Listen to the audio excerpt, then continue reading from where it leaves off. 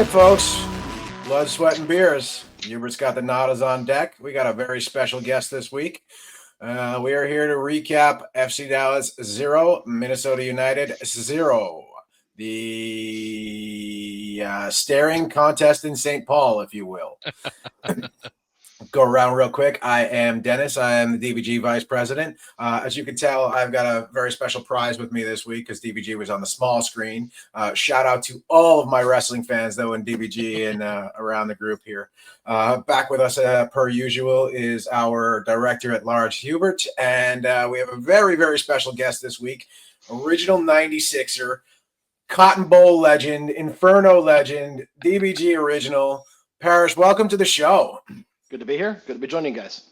Excellent. This is exciting, man. This is long time listener, first time caller. I'm gonna hang up and listen now.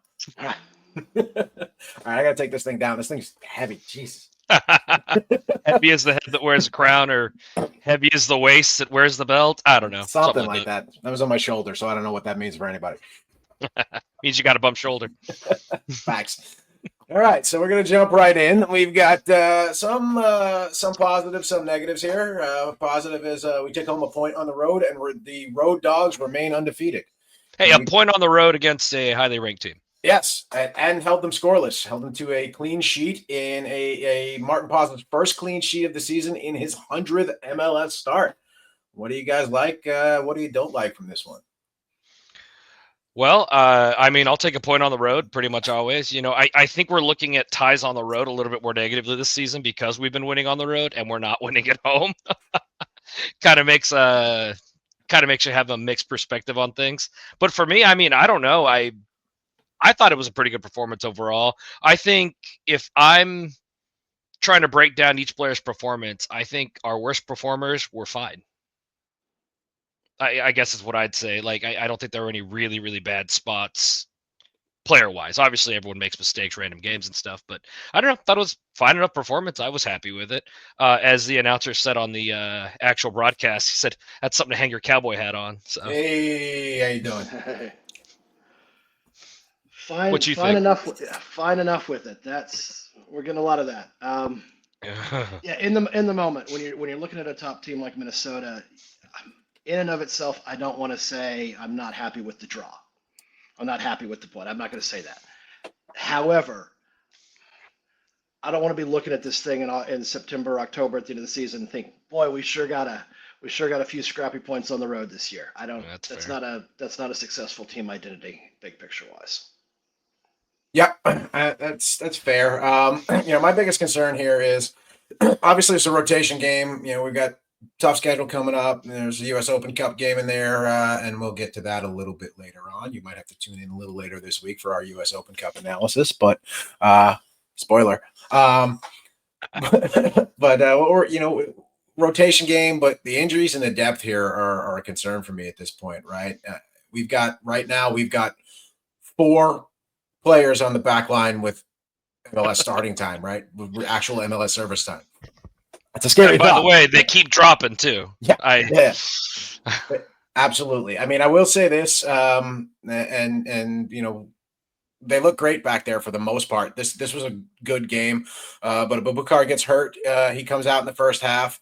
Nolan Norris looks good. He picks up a late yellow on a professional foul, nonetheless, but a yellow nonetheless. And so there's definitely some concerns here with the depth. I don't know how much further we can go before we're starting to play academy kids beyond even next pro, right? So, oh gosh. Well, I don't know.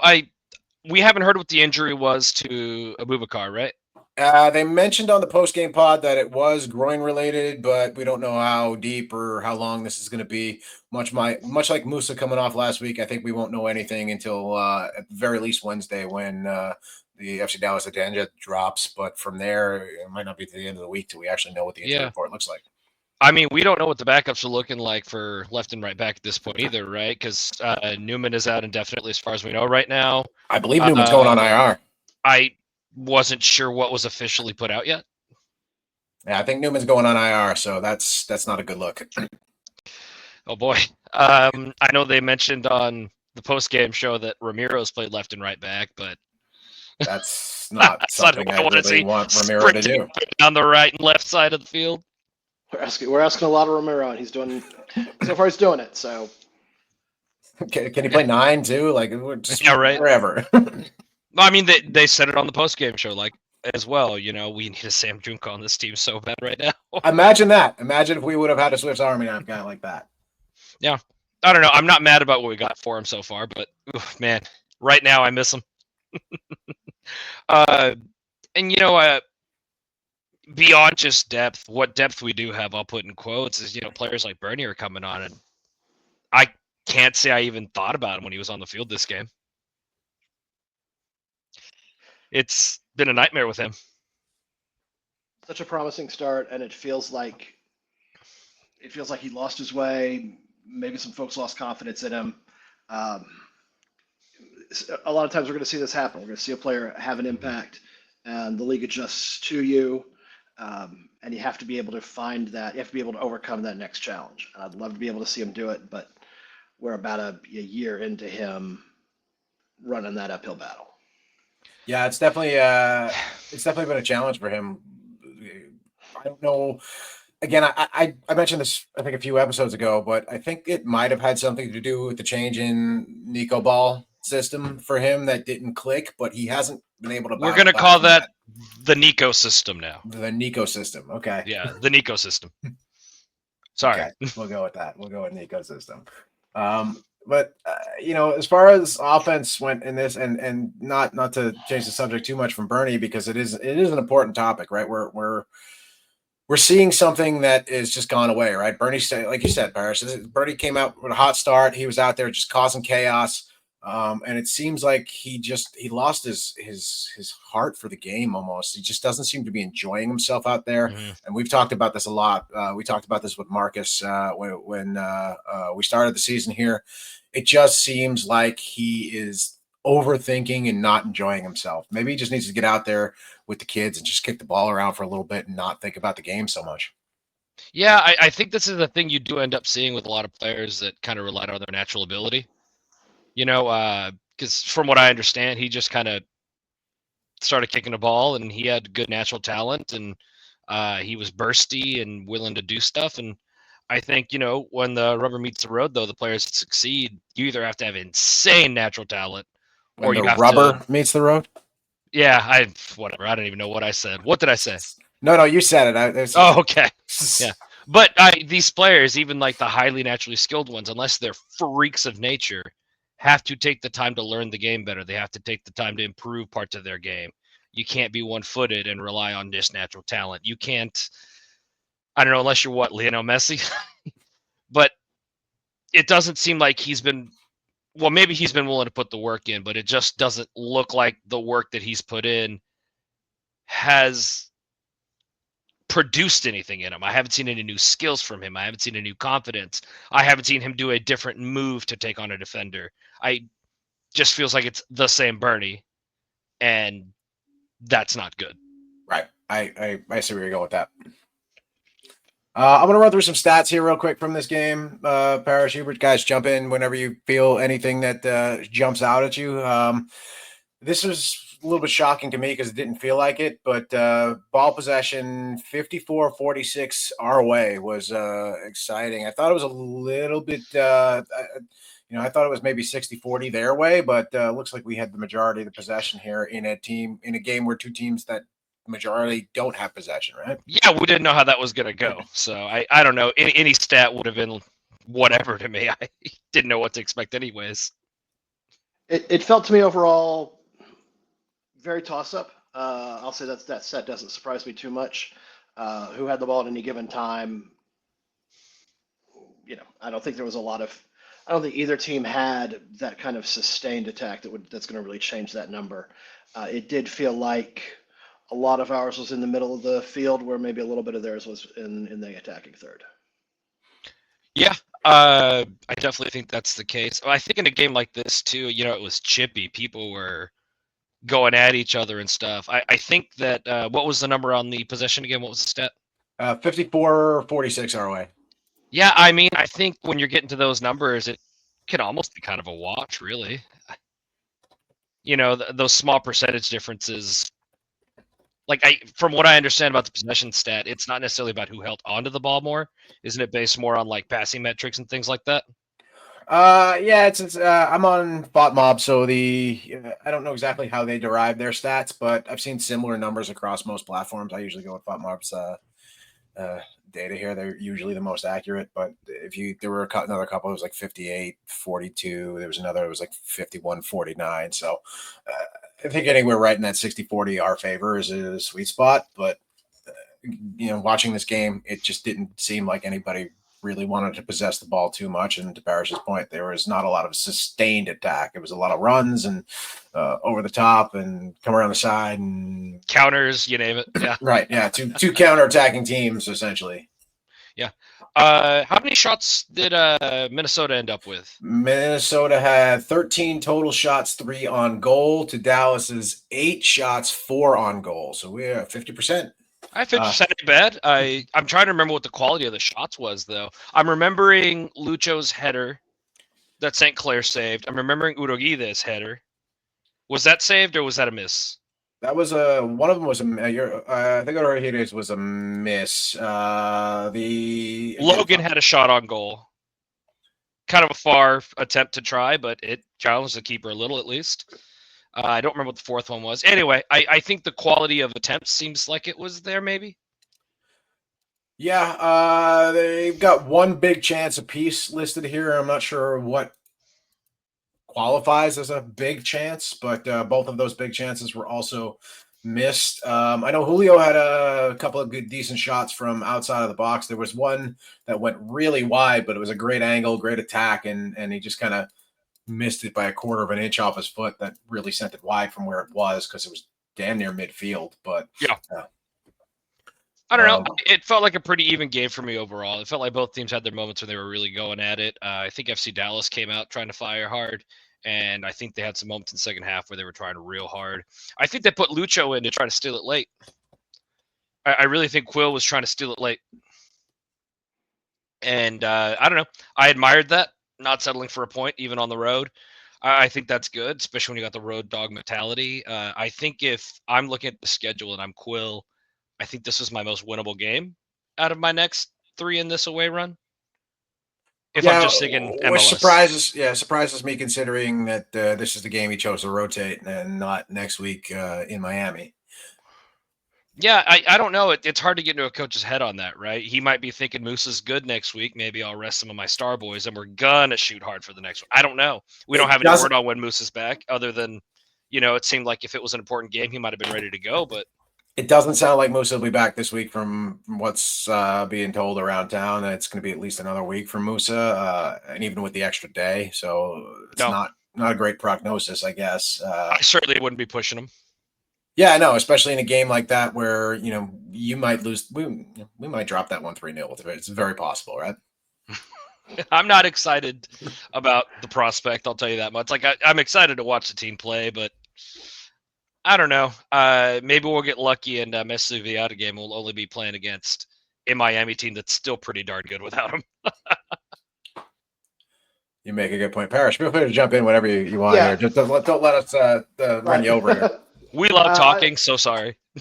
I will say, in terms of the attack, I don't feel like I don't really remember St. Clair putting in a lot of work against us. He seemed to have a pretty easy night. There were a couple balls that did get past Paes. I mean, my man of the match was the south end goal frame. That's fair. Came up big for us more than once. So, sometimes that's all you need on the road.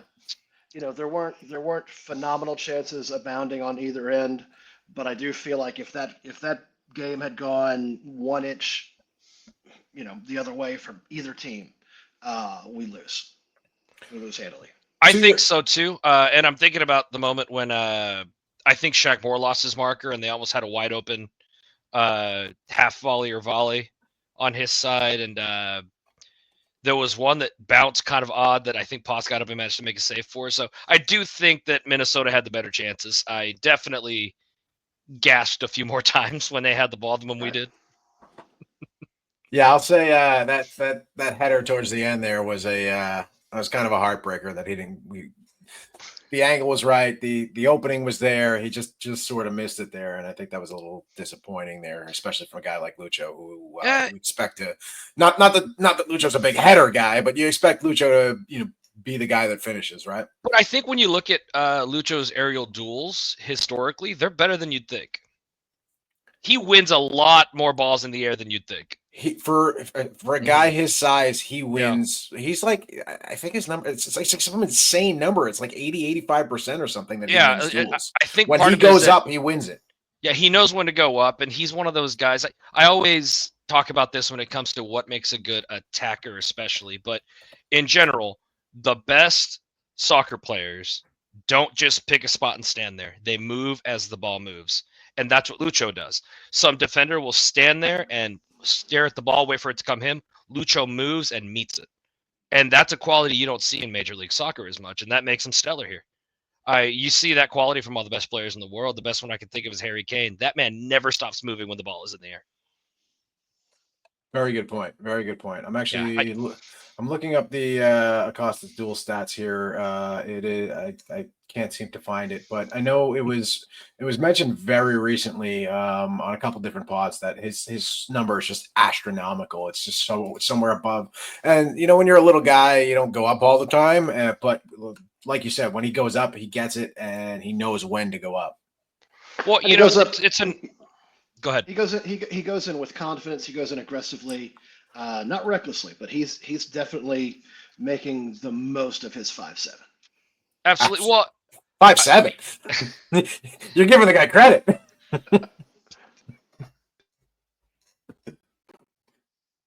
Actually, FB Ref has him listed as 160 centimeters, which, if my math is correct, is 5'3".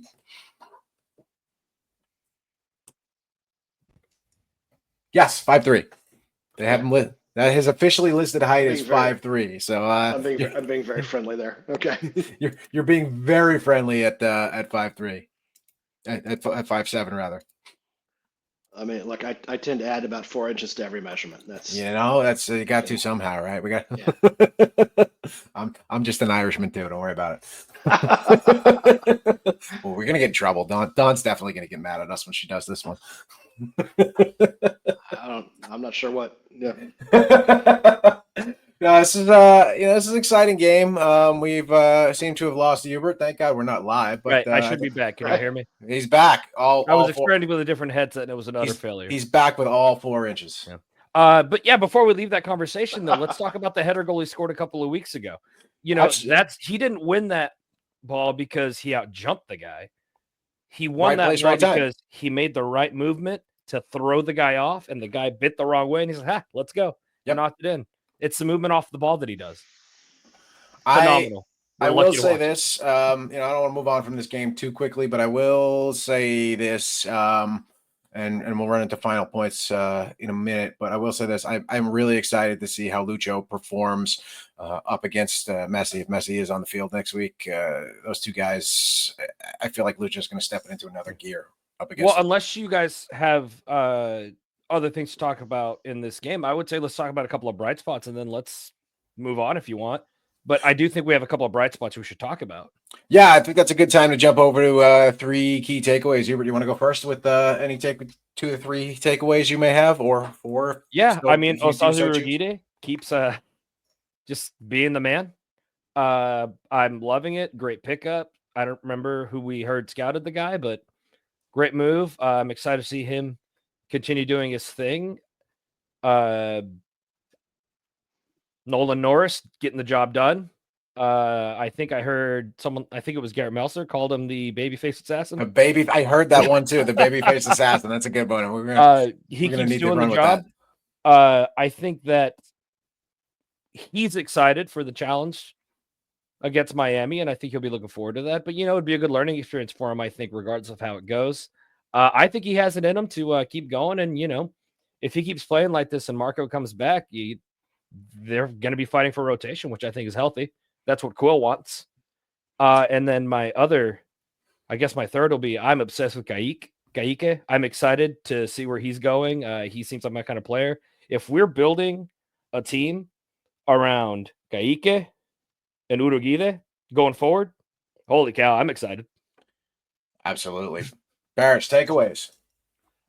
Similar. Osaze, it's fun to watch. He's the kind of defender that I enjoy watching. I've been a fan of the guys on this team. Going back, I could throw some names, but most recently, if you're an FC Dallas fan, you're a Matt Hedges fan, you're a Reggie Cannon fan. Those are the types of guys we like seeing out there, and Osaze is one of those. Speaking of Matt Hedges, is he available in case we need to fill a roster spot coming up soon? Is he still available? I mean, we saw. Well, I mean, he is cup tied because he played for Des Moines. Yeah, but can we get him? Can we get him on like a 30-day contract or something just to fill a roster? I don't see why not. He's in good enough shape to play. Play for Des Moines and win. Slot in. Yeah. Paes continues to do his work. Like I said, he got some help this week, the better you are, the luckier you get. So I'm going to give him that as well. The attack just still seems so directionless. Yep. Who would have thought that'd be the problem? That was not the problem we were expecting coming into this season. My prediction of a lot of 3-3, 4-3 games went right out the window this season, and apparently it's a lot of 1-0 0-0 games here. So I think the good news is if the attack starts clicking and our defense keeps holding at least the way they're holding, I mean that's a winning formula if it keeps working out that way. I do think a lot of it's still continuing to be a chemistry build at the front. I'll agree with you both. I think you both made some great points here. I'm going to take it a step further, though, and I'm going to say that I think Osaze Urugide is the best offseason signing in Major League Soccer this year, and I think he's going to prove it out throughout the rest of this year, too. And I think there is a good opportunity that we see him leave this club in the next year window, the January window next year. I think there's a good chance we see him go for upwards of $20 million. I think because he's a center back, that won't happen personally. Okay. But I just don't see people putting out $20 million for an MLS center back. Let's see what happens when he pockets Messi this weekend. Yeah. Let's see it. That's one of those positions where if you want to go somewhere, there's somebody that's going to have a spot for you. But it's also the type of position that if you have found a home, you can have a home here. Oh, absolutely. He can have a long career here if that's where he wants to stay. But being English, he might want to go back home at some point too. Some guys do. Some guys get over here and just realize, hey, I could be an American. That didn't sound so bad. Could be a Texan. Could be a Texan. we know Musa loves his barbecue, right? So, but I think that'll wrap it up for. Wait, did you give us your 3? I mean, I gave you 1. I just said that's fine. You don't need to. Yeah. No, you know what I will say. I think, like I said, I think Urugide is going to be an all-star caliber. I think he's going to prove out to be the best pickup in MLS. Noah Norris is going to have a bright career, and I think he's going to have an excellent year. I think he's going to do numbers. I think he may win that spot out over Marco when Marco comes back. As much as I would love to see the two of them up there, but don't forget, you can move Norris up to center back pretty easily too. To 6 rather pretty easily too, and even potentially slot him in at center back from time to time too, right? He's played all the defensive positions over the past year and a half or so at North Texas, so we'll see where that ends up. And Kaike too, to your point, but I think Kaike is going to be a big name here for a very long time. And that's a guy I think that might turn out to want to be American, right? I think that's a guy that might want to come here and have a career here. But that's not to say he's not going to want to go home in a couple of years too, or go to Europe. And I think he's got the talent that he's 19 now. At 21, 22 years old, he might be a big money player if he sticks out here. Here for that, that's for sure. And for the 19-year-olds, I'm not expecting them to be able to make those types of I want to stay in the U.S. the rest of my playing days. Right. You can't ask that. They might, but you can't expect it. You might have to but pay I do for it. think, Yeah. yeah, but at the same time, I think a lot of guys can come into the league here. They'll see guys like Michel. They'll see guys like Oscar Pareja and realize like, oh, I can, like, this isn't just a place I can play for a couple of years. This is a place where I can bring this game that's in my blood that's I've grown up with, and I can build culture here. I can be influential here, and I can really establish myself as a voice in American soccer. Yeah, I mean, look at Clavillo, same thing. I mean, there's plenty of players that have come through Dallas that way. It's incredible. And by the way, shout out to that crazy pass he had to Julio. Caica did. Yes. Oh my goodness. It's one of those another opportunity here that I wish we could do some picture in picture and we're able to use some league footage and just drop some stuff in here and play it. But maybe that'll be for future seasons. Any final thoughts before we wrap up this game? Minnesota 0-0 with Dallas. Have either of y'all been to Allianz Field? I have not. Yes, but not for a game. I got to visit it during an ISC conference. You're up there for ISC this year. I went last, I guess it was June. We played up there. That was I think the end of the Nico era. Actually, that trip. Phenomenal stadium, great neighborhood. There are a lot of really nice places to take an MLS trip, and I think that one's known as a good destination. Absolutely. But even so, I still think it's a little underrated. I had a phenomenal time. Yeah, it was easy to get to. Traffic wasn't too bad from what I've understood. It's not far from the airport, right? Say again? It's not far from the airport at all, right? I couldn't tell you that for sure because I came from a hotel, so I can't remember. But if you're there, man, go to Blackheart. That's the supporters group bar. They're super friendly. It's an incredible bar. Go for the soccer, stay for the drag show. They're big St. Pauli supporters too. If you're into some good German soccer, and give them your time of day. They're wonderful. Beer. Sorry. No, St. Paul lead the team. I will say, I'm not sure. I think it's fairly close to the airport. I will say I know that Allianz is on the light rail line, and I believe the airport is as well. I had gone in on a train trip, so I navigated Minneapolis and St. Paul without use of a car. Very cool. Did it great. Got there, got to the stadium, no issue. Got home. Well, I had a little bit of an issue going home, but that was not the game's fault. That was Blackheart's fault. That'll happen. That sounds like a fun story. The patrons there are great. Yeah, the drag show was a phenomenal time. There was incredible hospitality to me as a visiting fan. Hospitality. I think there's a term that I think you might have just invented a new term. Yeah, hospitality. Hospitality. Where you don't like them, but you're welcome to nice to them anyway. Yeah. There you go. We've had Chicago fans down here. They've seen our hospitality.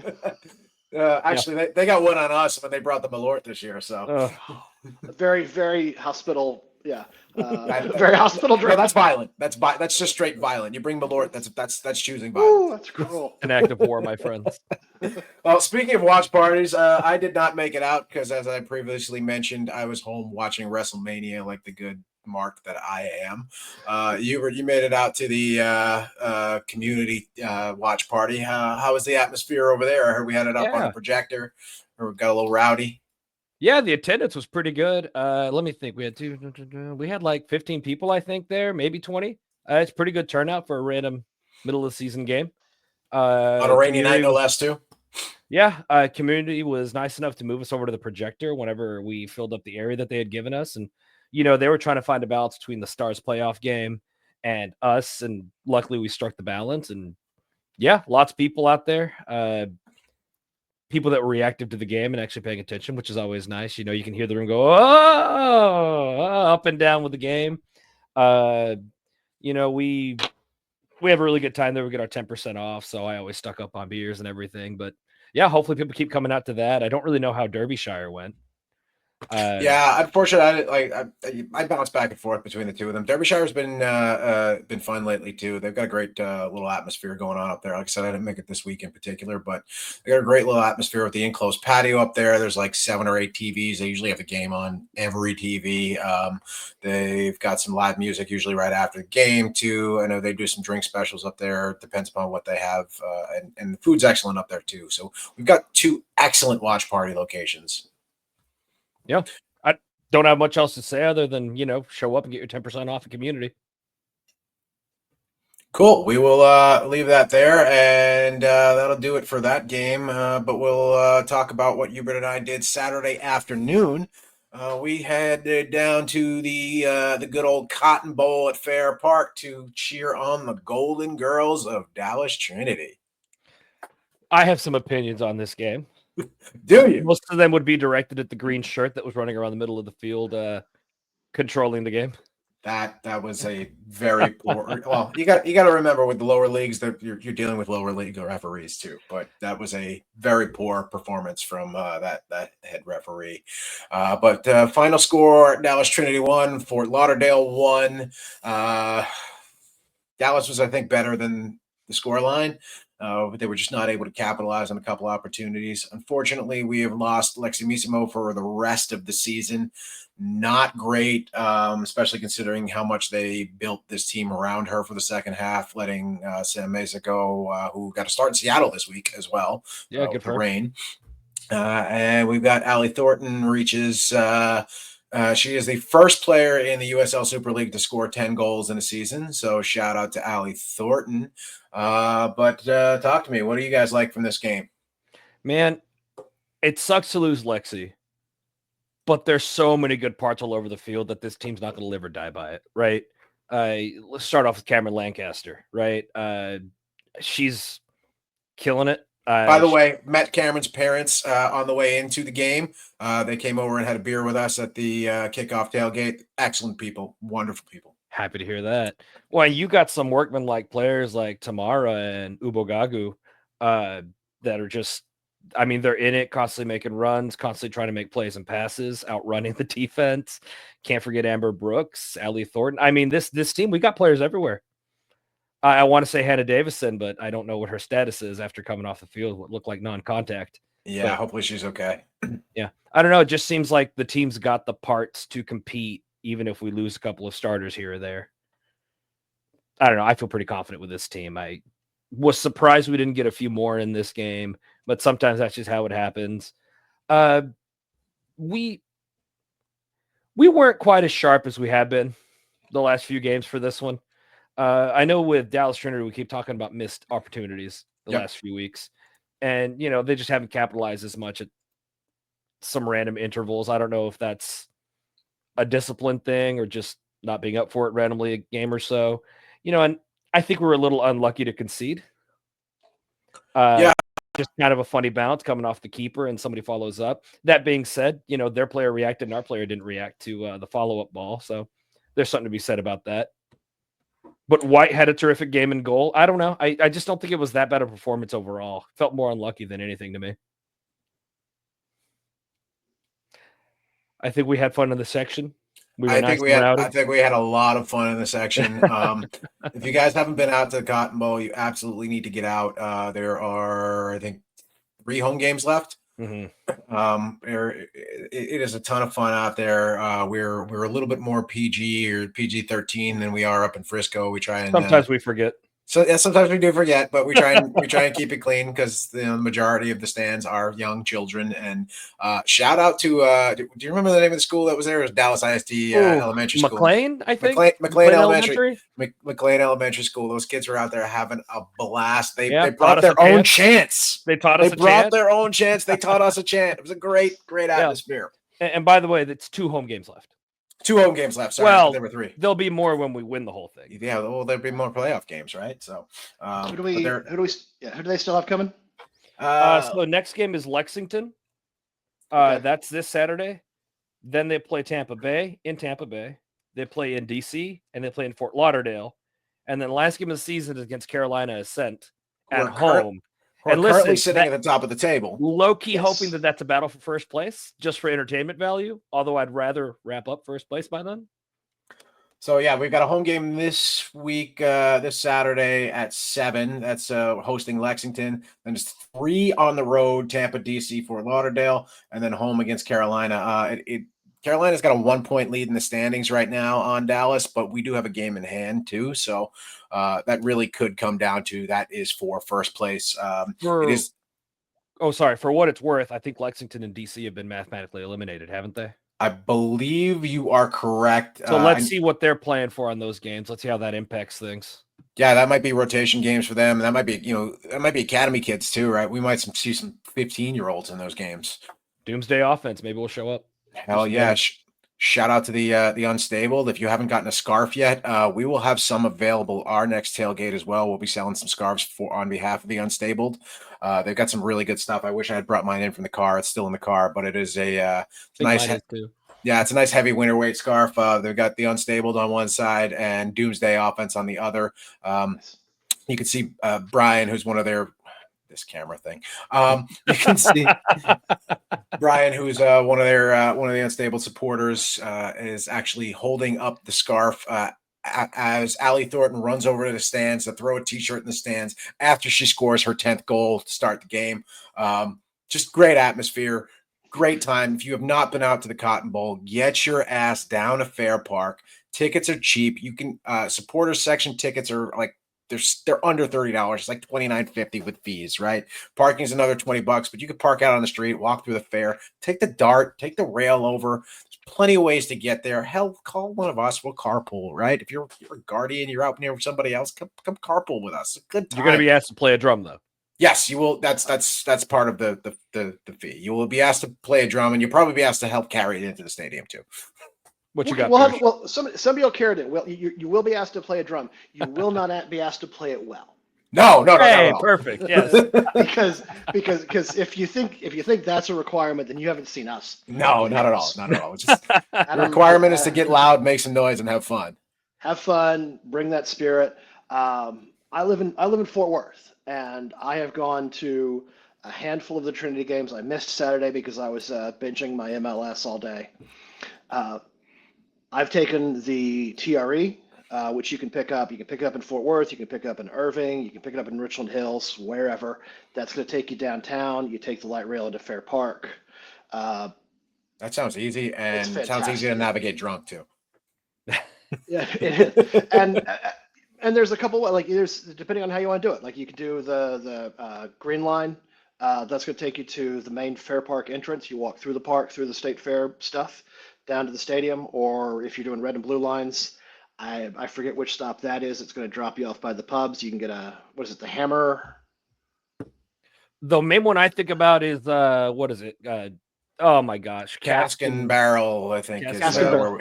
Cask and Barrel is where we usually stop in for one before tailgates. But there is also, if you're coming through the stadium, if you're coming through the parking lot, or if you're coming around the other side, you'll see us close towards the front of the close to the front entrance. Our good friends over at Community Beer have also provided a tailgate setup for Trinity supporters. That is through the Trinity. We're we just come there and hang out and help make some noise. The Unstable, they're doing some great stuff over there, but Trinity's doing some great relationship work with Community Beer. Shout out our friends at Community Beer. There are a ton of great breweries in DFW and in the Metroplex, but Community supports soccer, right? And we have some other great supporters of soccer as well, but Community is out there at FC Dallas. They're out there at Trinity. Go out and support our partners, please. Yeah. And we're talking about they're darn good beers. Yeah, that honestly, too. Though. That too. Try the good beer, great food cake before it goes away. I had like 4 of those Saturday. But we're talking about how cheap the tickets are. Attendance has been pretty solid. It's been consistent. 3,500 this week, I believe, was the number. Yeah. We should be proud of that because I think that puts us in like the top 3 in the league. I think we might be in first place in the league at this point. I don't know if it accounts for this past week, but before this week, Carolina was averaging 3,900. Okay. And we were averaging 3,200. Okay. Which is good. Another thing we need to jump them in the standings on before the season is over. But that's sustainable, if we keep building that and try to make the team last, then they can start thinking about a stadium and building a product that lasts. And I know that's what they have in mind. It's important to them to be in Dallas, and yeah, we'll keep trying to build the thing. I'll just say this as a final point about Dallas Trinity before we wrap up here. Every single person I have spoken to or interacted with in that organization, from the very top all the way down to the folks that run the run around with Boots and take photos, but by the way, Boots is the greatest mascot in the Metroplex. I don't care about. Yeah, Sorry, I don't know what to tell you. Sorry, Tex Hooper, we love you, but sorry, Blue, we love you. Sorry to everybody else, but there's nobody better than Boots. She's the best in the game.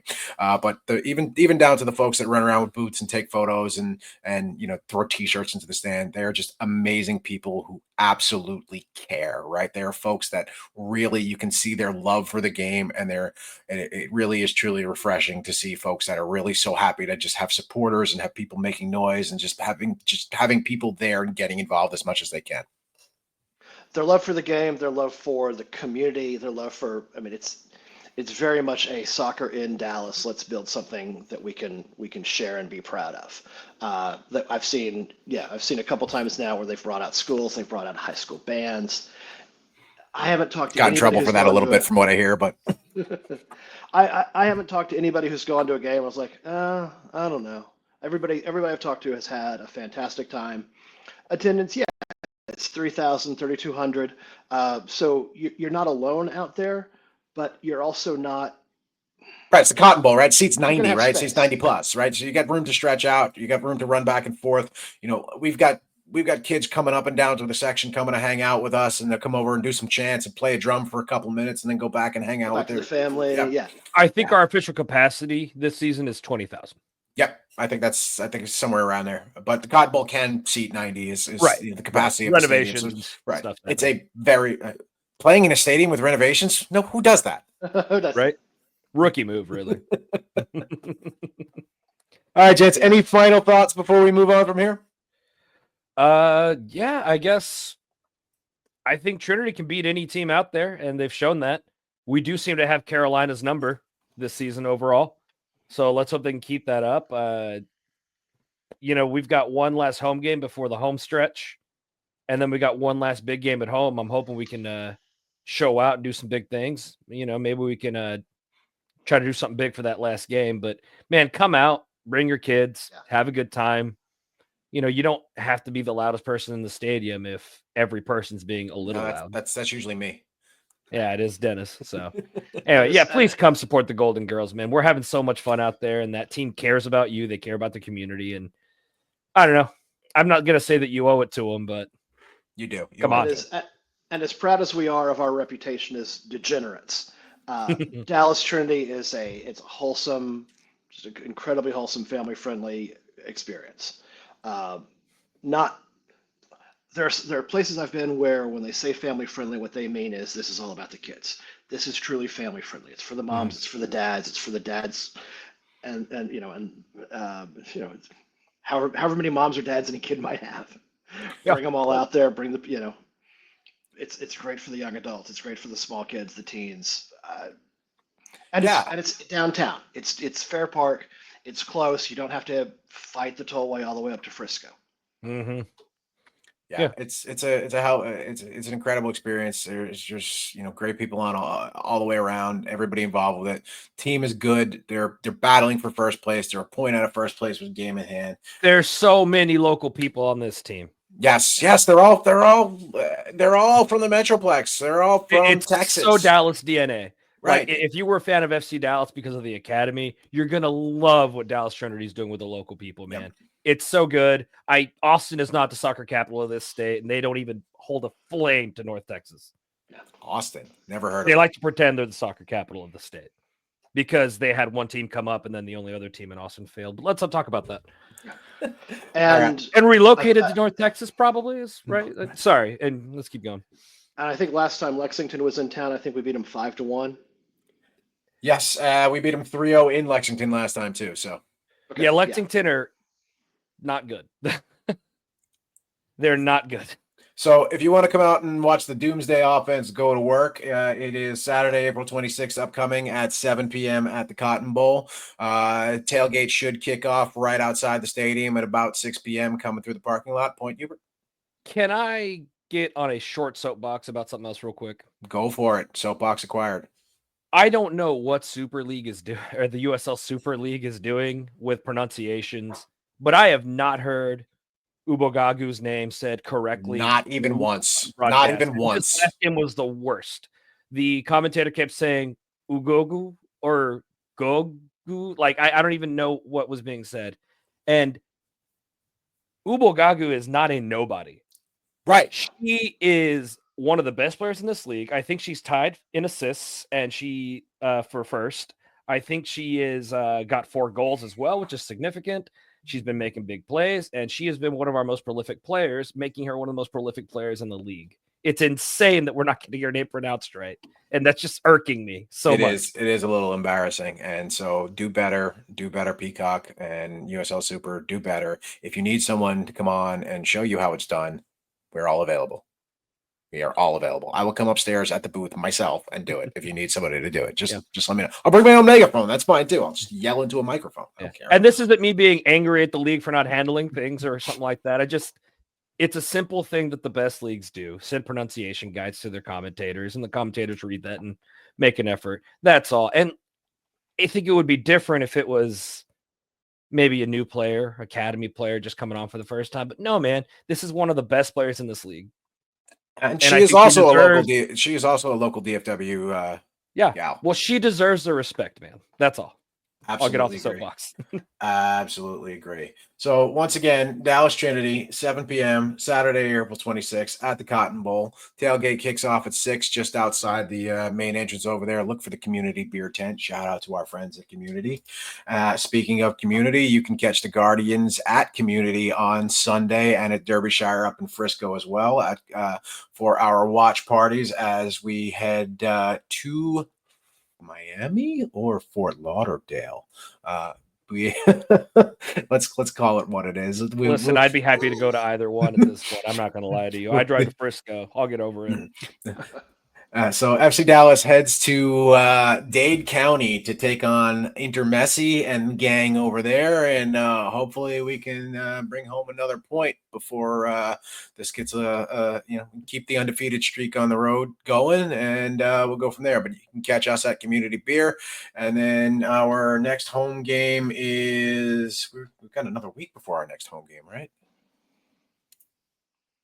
I don't remember. Let's take a look real quick. No, we play away at San Diego. Yeah, we're away and our next home game is the US Open Cup. Please be there. Yes, US Open Cup Wednesday, May 7 p.m. We will be outside the stadium in the red lot with our beer exchange going. If there's enough of y'all there that are interested, we can pull out the merch bin and get you some Guardian gear. Like I said, I will have the Doomsday Offense scarves for our friends over at the Unstabled as well if you want to support them. And let's come out and talk US Open Cup and look forward to us later this week as the three of us show up probably in the same outfits, but we will be talking US Open Cup a little bit later this week. We'll be recapping the games from last week, and we'll be talking about the upcoming US Open round of 32. Hubert, you want to hit the line for us? Yeah, I guess the line I'd like to hit is, oh wait, we can't use the F word. Never mind. Sorry, subscribe, and I think there's something else, but I'm not Marcus, so I don't remember. Like, share, and subscribe. Marcus. Share, that was the one. Parrish, thanks for coming to hang out. We'll see you soon. Pleasure talking to you guys. Thanks.